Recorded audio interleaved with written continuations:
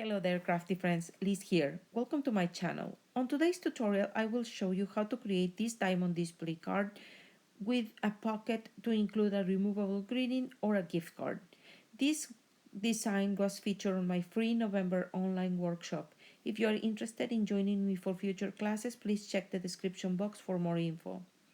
First, I created the wintry sky for the background using a 4¼ by 5½ inches cold press watercolor paper panel, to which I applied evening gray fresh dye ink using the edges of the cloud scene building stencil.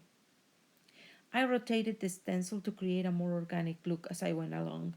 To blend the harsh lines, I applied permanent mist pigment ink over the entire panel. Here I splattered water over the ink paper and lifted some of the color using a paper towel. Then I added pure white ink spray to add a snowy texture. An alternative for a less translucent snow effect is using titanium white wash. I will set the background piece aside to dry while I work on the front panel. This measures 5½ by 7¾ inches and it's scored at 1/4 inch, 3/4, 1¼ and 1¾ inches. Then I will rotate the cardstock to create mirror pleats on the opposite end.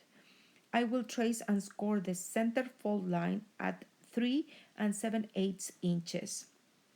This line will also serve as the alignment guide for my window opening. I only center the window horizontally. As you can see here, I left a smaller gap above the window as to leave enough space for the sentiment at the bottom. You may adjust this distance depending on the size of your chosen sentiment. Since I am using a press plate to add texture to the front panel, I pressed it before die cutting the window, which I did off camera. You may substitute the press texture by using a stencil or a dry embossing technique. In here you see me before assembling the card reinforcing the fold lines. I do that to have crisp folds. Off camera, I die cut the cardinal from crimson cardstock and then stamp the layers using 3 different tones of red and obsidian pigment ink. To create the removable greeting card, I used a 4 by 5¼ inches rectangle to which I applied crimson ink through the sweater knit stencil, creating a border all around it. I used a scrap piece of paper as a mask under my stencil to prevent me from going beyond the desired area. Then I stamped a sentiment from the winter greeting set using obsidian pigment ink. It is time to form the pillars that will give this card its shape. First, I apply double-sided adhesive to the pleats directly adjacent to the front panel and to the narrower tabs. Then, with the card front facing down, fold backwards the narrow tab and the pleat next to it. Expose the adhesive on the narrow tab only and bring the card over to attach the glue tab to the back side of the panel. This creates the first pillar. Repeat the process for the other side. Prior to assembling the card, I die cut 2 branches from rich brown cardstock, adhere them stacked together, and then split them in half to create 2 smaller ones. Then I affix them to the reverse side of the front panel. If your branches are sufficiently long, they can be sandwiched between the pillars and the back of the front panel. Next, I adhere the watercolor background to the pillars, attaching it to the pleats adjacent to the front, which will transform the pillars from their original square form into a stunning diamond shape, lending this card a distinctive and sophisticated silhouette. Wouldn't you agree? To create the back pocket, I used a rectangle measuring 2 1/8 inches by 6 inches, which I textured off camera using the same press plate and ink color as the front for a seamless look. I score one of the long sides and the 2 short ends at 1/4 inch, then trim the corners where the score lines intersected. Folding the glue tabs backward, I adhere the long tab to the outer edge of the back side of the card. You can choose whether to place the pocket on the right or left half. Just ensure the pocket's opening faces the center fold.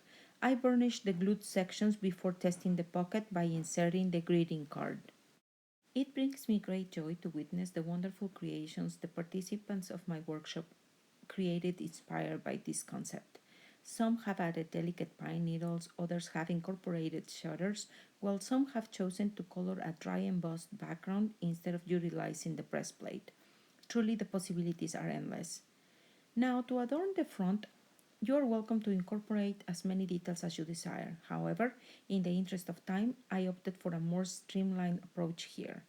For my project, I applied the faux snow first, allowing it ample time to dry, while I crafted a simple platform to showcase the sentiment. For my sentiment, which measures 1¼ inches in length, I selected a strip of paper measuring quarter of an inch by 4½ inches. I carefully centered the sentiment before stamping it, and then to craft the dynamic springs, I scored 3 evenly spaced lines at ½ inch intervals from each end. To ensure the springs remain intact during assembly, I gently secure them with low-tack masking tape, allowing me to attach the piece to the front of the card with confidence.